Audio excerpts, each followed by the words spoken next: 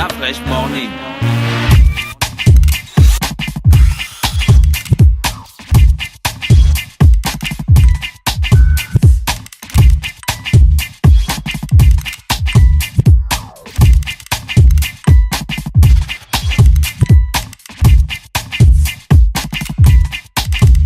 UrbanFM.fm. Urban FM.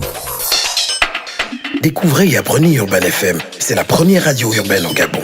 Urban FM, c'est aussi une équipe de jeunes dynamiques à votre écoute pour vous satisfaire. La recherche d'une qualité de son parfaite, de nouvelles techniques de communication. Urban FM, c'est une nouvelle manière de voir et de faire de la radio. Grâce à Urban FM, vous n'écouterez plus la radio de la même façon. Entrez dans l'univers Urban FM 104.5, la station urbaine.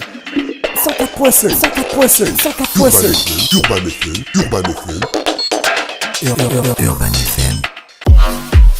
Le ministère de la Jeunesse et des Sports et l'association Yori organisent la première édition du Libreville Fitness Tour sous le thème « La femme au cœur du développement par le sport ». Le Libreville Fitness Tour, c'est une caravane sportive exclusivement dédiée aux femmes. Le Libreville Fitness Tour, c'est 3 communes, Libreville, Ovendo et Akanda. 4 sites et 5000 femmes à former. Vous êtes une femme âgée de 15 ans et plus, vous désirez apprendre les bases des exercices sportifs, rejoignez notre caravane en vous inscrivant pour le Libreville Fitness Tour à partir du jeudi 11 mai 2017. Droit de participation unique pour les 4 étapes. 2500 francs CFA, 4 sites, 4 dates à partir de 8h. Samedi 3 juin à la tribune officielle du bord de mer. Samedi 10 juin sur le parking de la gare d'Ovendo. Samedi 17 juin au stade de Nzengayon. Et samedi 24 juin au stade d'Angonje. Libreville Fitness Tour, c'est aussi des conseils de spécialistes de la nutrition et des coachs sportifs spécialisés. Au programme des exercices, abdos fessiers, zumba, maintien sculpte, stretching, point d'inscription, City Sport, géant C cadeau, PMUG, Infoline 06 97 84 27 07 26 05 09. Libreville Fitness Tour, un événement du ministère de la Jeunesse et des Sports en collaboration avec l'association Yori. Sponsor officiel, Anza. Partenaire média, Urban FM 104.5. Sponsor, PMUG, Olam, WeFly et Spayacine.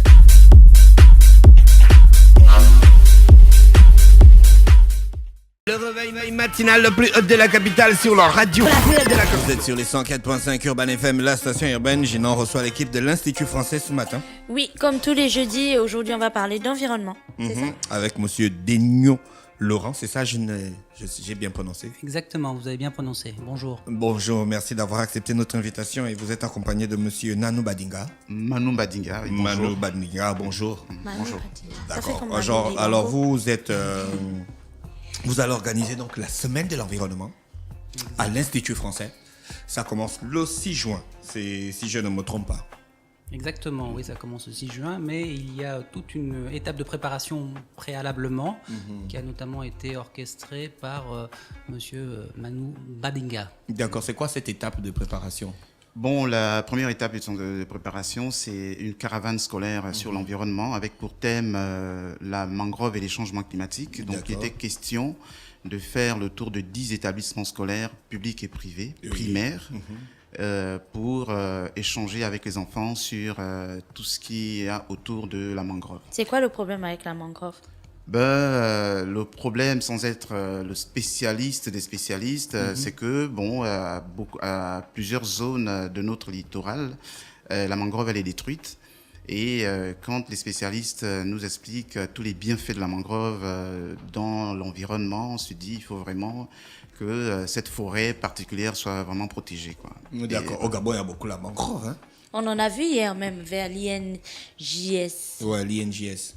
Au Vendo là-bas, vers Soduco, il y a la Justement, mangrove. nous étions là-bas avec les enfants, par Mindoubé, justement. Oui. Et parce que de ce côté également, la mangrove, elle est détruite. Donc, nous avons organisé une excursion avec les enfants pour qu'ils voient c'est quoi détruire la mangrove et qu'est-ce que la mangrove. Parce que comme il y a encore une partie préservée, et même en discutant avec certaines personnes qui habitent sur le terrain, ils nous ont fièrement dit, mais là, nous sommes en train de nous battre contre la nature pour essayer de tout raser et pour pouvoir... ils veulent tout enlever, quoi. Voilà, donc ils souhaitent gagner. En fait, le défi, c'est de gagner le combat contre la nature. Donc, ils ont leur maison sur pilotis, ils circulent sur les passerelles... mais c'est vraiment... Eux, ils habitent dans la mangrove, en fait. Ils habitent sur le marécage, carrément. Ils sont là. En fait, il y a de l'eau sous les maisons, quoi. Donc, c'est des pêcheurs ? Non, c'est des citoyens qui estiment qu'ils peuvent aller vivre là. C'est des terrains, ils ont coupé la mangrove pour faire des espaces. Oui, mais ils ne savaient pas que la mangrove participe à La biodiversité. À la biodiversité. Bon, on peut savoir, puisque la mangrove est une forêt, bon, nous connaissons plus ou moins tous les bienfaits des forêts. Ah, ça Bon, c'est pour vous, hein. Il y a des je gens dis qui plus ou moins, connaissent que la forêt parce c'est pour que les gazelles se baladent et puis Voilà, on les attrape. et Bien puis on les sûr, tue. bien Et sûr. puis on les Bon, mange, hein. Parce que même pour les Vous forêts mangez qui la sont gazelle sur les terres, moi, Oui. j'ai mangé Ah, la alors, gazelle. donc vous savez C'est bien très manger. bon, la gazelle. Mais rien, ce n'est pas interdit, hein. Non, j'ai pas Non, dit que non, c'était non, interdit. Ce n'est pas interdit, c'est juste que il y a un problème de rationalisation et comme on dit toujours, lorsque nous allons en forêt, parce qu'avant on tuait pour la famille, pour le village. Aujourd'hui, on tue pour vendre. l'étranger qui va arriver, pour aller vendre en ville, avec tous les restaurants qui ouvrent. Bon, imaginez 50 restaurants, une gazelle par restaurant par jour. Bon, en un an, on aura exterminé Bah, toutes les gazelles, quoi. Il y a justement un auditeur qui Non, ça, il disait mange qu'on pas, est j'ai déjà des très traces. avancé dans le débat parlant de la mangrove, mais jusque-là, il ne sait pas exactement ce que c'est la mangrove en fait. On parle de quoi concrètement? Bon, la mangrove, c'est cette forêt que nous voyons au bord de mer, au bord des rivières. Cette forêt avec des racines qui ressemblent aux branches, des très grandes racines. Voilà, c'est ça la mangrove. Et si vous remarquez bien, elle est entre la terre ferme et l'eau. Donc on doit se demander, mais qu'est-ce qu'elle fait là? Donc c'est une barrière qui protège et l'eau et la terre ferme. Parce que tout ce que nous déversons dans nos bassins versants, les caniveaux, ça, normalement, ça va vers la mer. Donc la mangrove est là pour trier ce qui peut aller vers la mer et ce qui ne doit pas y aller. Et la mangrove c'est pour ça que ça également se là, sent selon la vase. voilà, c'est pour cela que c'est pour ça qu'il y a des crabes à ce niveau, beaucoup de silures parce que ce sont des animaux éboueurs qui sont là pour nettoyer justement. C'est pourquoi on retrouve beaucoup de silures et des crabes à cet endroit. Voilà. Chez les blancs, il y a la La fraîche, mangrove. le silure. c'est un Chez vous, il y a la animal mangrove, monsieur éboueur. Denis. Non, les silures sont des éboueurs. Ouais. Et on mange le silure en paquet. Non, mais le silure, c'est un éboueur, tout le monde sait ça, Bon. qui vit dans la boue. Et l'autre côté, la mangrove protège la terre ferme des tempêtes, des montées des eaux et tout ça là. Donc c'est une barrière qui est vraiment importante pour notre environnement, pour la planète de manière générale. Et mais souvent, nous pensons qu'elle nous gêne lorsqu'on veut construire au bord de mer, parce qu'on veut avoir une vue sur la mer. Il y a cette forêt qui dérange, donc on s'est dit Il faut la virer. Il faut la virer pour avoir une belle plage, une Ça, c'est belle bien vue. l'être humain, D'accord. ça. Je voulais poser une question à monsieur Degnaud. Je disais tout de suite que vous n'avez pas la mangrove chez vous en Europe. Non, nous, Vous protégez la forêt comment alors? on n'a pas cette chance d'avoir la mangrove. Vous l'aviez? Non, il n'y a pas de mangrove. Ah, d'accord. Mais Non, c'est vraiment spécifique à ce milieu l'Afrique, hein. équatorial. Oui. Ah, d'accord. Vous êtes un conseiller forêt environnement des forêts de l'Afrique centrale. Exactement, oui. Ma zone de compétence s'étend donc de Sao Tomé, en Afrique centrale, jusqu'au Rwanda. Et alors justement, puisqu'on parle du Rwanda, c'est un des pays qui n'a pas de mangrove, mais qui au niveau protection de l'environnement, et puisqu'on est à Urban FM, dans Urban FM, il y a urbain, il y a la ville, et on voit la ville de Libreville. Il suffit de regarder simplement la route en bas de la radio FM. Il y a énormément de pollution, de déchets plastiques, des bouteilles de plastique. Et ça, si vous prenez le Rwanda, au Rwanda, le plastique est interdit. Ouais. Il n'y a aucun déchet plastique à Kigali. Pourquoi est-ce qu'on ne pourrait pas faire la même chose ici? Et il faut savoir que ces déchets plastiques, on les retrouve dans la mangrove. Alors, pas que dans la mangrove d'ailleurs, parce que après, ça On les retrouve même dans la rue. Hein. Exactement. Dans les poissons et tout ça. Donc, pour vous, c'est quoi l'objectif d'aller en parler aux enfants? La question peut sembler un petit peu bête, mais je pense que la réponse serait très importante. Parce que les enfants, c'est pas eux qui coupent la mangrove. Pourquoi pas sont ceux qui tissent les pourquoi pas glaces. concentrer votre communication sur justement ces habitants qui coupent la mangrove tous les jours? Bon, c'est très important les enfants parce que il faut dire que l'ignorance fait que nous fassions aujourd'hui ce que nous faisons. Moi, je dis pour parler personnellement, d'accord. J'ai grandi. Si je suis aujourd'hui dans cette question, c'est parce que j'ai été sensibilisé tout jeune, dans un premier temps. Et puis, il faut dire que lorsque nous nous battons pour les questions de l'environnement, nous regardons souvent vers là-haut. La présidence de la République, le ministre de l'Environnement, les mairies, et on dit mais ils ne font rien, il n'y a pas de texte, il n'y a pas de loi, il n'y a pas de rigueur. Et on se dit mais est-ce qu'ils ont la bonne information eux-mêmes? Est-ce qu'ils sont sensibilisés comme il le faut? Est-ce qu'ils ont... je ne veux pas de sensibiliser, c'est d'avoir la sensibilité, ça veut dire... se sentir concerné. Parce que je suis concerné. Mais pour être concerné, il faut l'avoir dans la peau. Il ne faut pas le faire juste parce que bon, c'est mon travail, je le fais. Mais il faut l'avoir dans la peau. Et ça, il faut déjà l'inculquer aux enfants pour qu'ils grandissent avec, dans l'espoir qu'ils deviennent les meilleurs adultes que nous sommes aujourd'hui. Parce que bon, nous, quand on est en voiture et qu'on a un papier qui nous gêne, on baisse la vitre, on jette. On ne sait même pas qu'on l'a fait. On ne remarque même pas qu'on l'a fait. Donc, et ça, ce sont les choses, c'est parce qu'on n'a pas eu cette éducation, parce qu'on n'a pas grandi avec, donc ça ne peut pas être des réflexes. Donc c'est amener vraiment à faire que les adultes aient des réflexes, parce que bon, là, ce sont des enfants, il faut déjà leur inculquer ces valeurs, qu'ils grandissent avec, et pour que plus tard, ça devienne des réflexes. Qu'ils sachent que je suis ministre de l'Environnement, il y a une zone... de mangrove, par exemple, on ne doit pas construire, on ne doit pas le couper. Ben, s'il y a quelqu'un qui commence, il faut stopper tout de suite, quoi. D'accord? Parce que même les compromis, parce que même, vous vous rendez compte que là où nous étions hier, les gens nous ont dit, nous avons l'autorisation de construire ici. Alors que la loi gabonaise dit qu'il est interdit de construire sur des zones marécageuses. C'est interdit par la loi. Mais il y a quand même des gens qui ont des papiers qui permettent de construire. Ça veut dire que celui qui a donné le papier, lui, bon, peut-être qu'il ne voit pas tellement la nécessité. Mamba doit faire un tour là-bas. Dans la mangrove. Non, oui, dans la mangrove, et puis chez les gars qui donnent les autorisations. Je dis, les gens, ils ont les mambas dans la mangrove. Le document officiel. Ouais. Je dis, mais allez voir qui vous voulez, allez voir même le maire si vous voulez. Personne ne peut me faire partir d'ici. D'accord. Mais qui tout n'est pas ça, c'est normal parce du tout. qu'on se dit, on n'a pas encore pris conscience que le mal que nous faisons aujourd'hui peut se retourner, peut-être pas sur nous maintenant, mais sur nos enfants. Oui, et ils puis vont nous n'avons pas couper, aussi hein. la culture du demain. Ça veut dire qu'on veut tout faire et tout avoir aujourd'hui. Ouais. On se dit, bon, même si on mange un éléphant par jour, c'est peut-être dans 30 ans. 365 jours, Voilà. 365 Ça ne va pas éléphants. finir les éléphants. Ouais. Donc j'ai le temps de bien manger. Et puis dans 50 ans, je serai peut-être plus là. Donc je ne vais pas subir L'absence les conséquences de l'absence de l'éléphant. Mais parce qu'on ne voit pas demain, on ne pense pas aux autres, on ne pense pas au futur.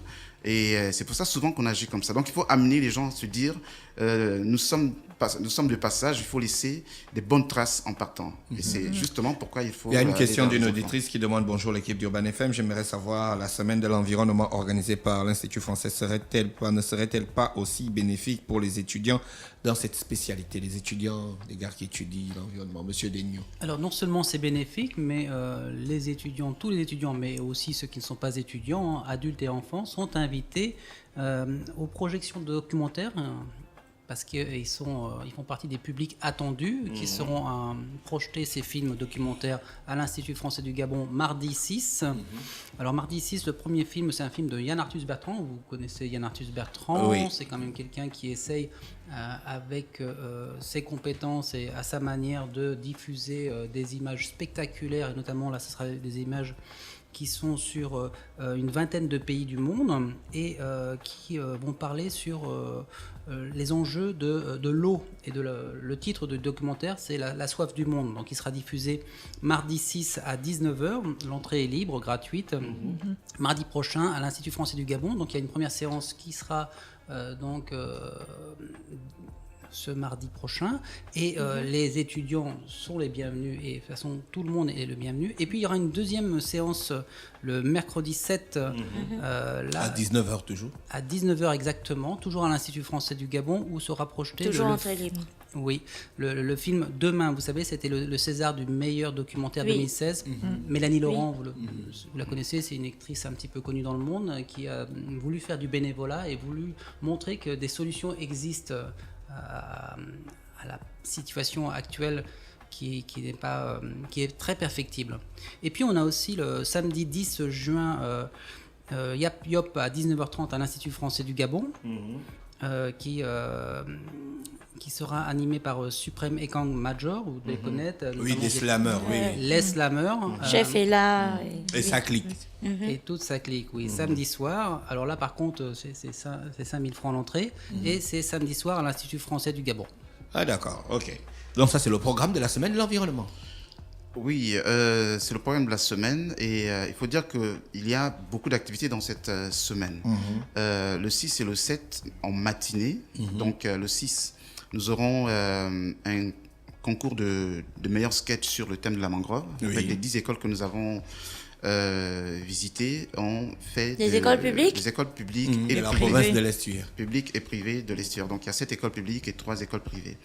Donc ces écoles ont monté des sketchs sur la mangrove. Donc il y aura un concours sur le thème de la mangrove et aussi un concours de poésie sur la mangrove.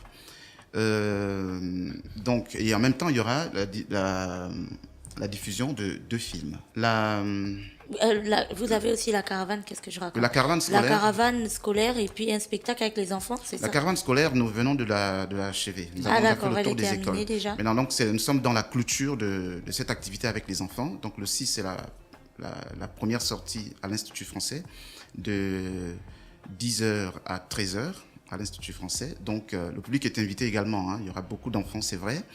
Mais c'est l'occasion aussi de voir ce que les enfants ont préparé. Parce que nous sommes allés, nous avons parlé aux enfants. Maintenant, nous avons dit aux écoles, préparez quelque chose pour résumer ce que nous avons fait, ce qu'ils ont compris. Donc, ça va être résumé à travers des sketchs et de la poésie. Super. Et le 7, toujours entre 10h et 13h, il y a la clôture des activités avec les enfants, toujours à l'Institut français. Donc là, nous aurons la délibération des concours et en plus, il y aura le quiz ce que nous appelons le quiz des petits écolos. En fait, ce sont les écoles qui s'affrontent sur 10 questions, donc en direct sur le podium, un peu dans la formule question pour un champion. Et là, chaque école envoie un représentant et donc ils vont plancher sur 10 questions exclusivement sur la mangrove. Et puis voilà, il y aura tout le cérémonial avec Urban FM qui sera là sûrement, et parce que les médias sont invités et aussi le public. Et quand on parle d'étudiants, souvent, il y a des questions, on pense que parce que c'est l'environnement, je suis étudiant, il n'y a que les étudiants en environnement qui y vont. Non, ceux qui font de la communication, par exemple, peuvent y aller parce qu'on a besoin des communicateurs dans le domaine. Ceux qui font la santé aussi peuvent y aller parce qu'il n'y a pas de santé sans un environnement sain. Donc, les questions environnementales sont diverses, quoi. Dans tous les domaines, on retrouve l'environnement. Donc, quel que soit le genre d'études qu'on fait, on peut aller assister à ce genre d'activité. Forcément, on peut tirer quelque chose de là. Oui. Sachant qu'on travaille aussi en partenariat avec l'Agence nationale des parcs nationaux. Il y aura des experts qui seront là et qui animeront notamment les débats, projections documentaires, et des experts de TNC et des experts de l'association Aventures sans frontières. D'accord. Merci, monsieur Manu Badinga et monsieur Denio Laurent. On vous remercie d'avoir accepté notre invitation ce matin sur les 104.5. Merci, Urban FM. On vous souhaite de passer une très bonne journée à l'écoute des programmes d'Urban FM, la station urbaine dans le Da Fresh Morning, le réveil matinal le plus haut de la capitale. On va aller retrouver Ingrid pour la rubrique au féminin. Urban FM. Découvrez et apprenez Urban FM. C'est la première radio urbaine en Gabon. Urban FM, c'est aussi une équipe de jeunes dynamiques à votre écoute pour vous satisfaire. La recherche d'une qualité de son parfaite, de nouvelles techniques de communication. Urban FM, c'est une nouvelle manière de voir et de faire de la radio. Grâce à Urban FM, vous n'écouterez plus la radio de la même façon. Entrez dans l'univers Urban FM 104.5, la station urbaine. 104.5, 104.5, 104.5. Urban FM, Urban FM. Urban FM. Du 31 mai au 1er juillet 2017, Sismar Sports organise le tournoi de football inter-arrondissement dénommé le Clash. Un tournoi qui réunit les arrondissements des 3 communes de Libreville, 2 équipes par arrondissement dans la commune de Libreville et 3 équipes par arrondissement dans les communes voisines d'Ovendo et d'Akanda. Lieu des matchs, stade de l'INJS, annexe du stade de l'Amitié, stade de Nzengayong et stade FC 105. Pour plus d'informations, www.sismarsports.com. Les inscriptions se font dans les mairies de chaque arrondissement. Infoline 06 32 48 27 07 04 27 45. Un événement sportif en partenariat avec ANAF, OLAM, Anagesc, Urban FM 104.5 et Quorum Service. Venez nombreux au Clash.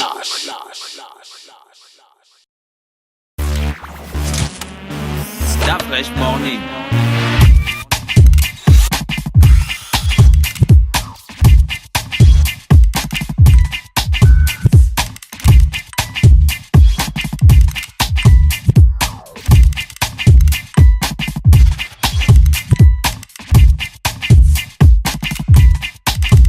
UrbanFM.fm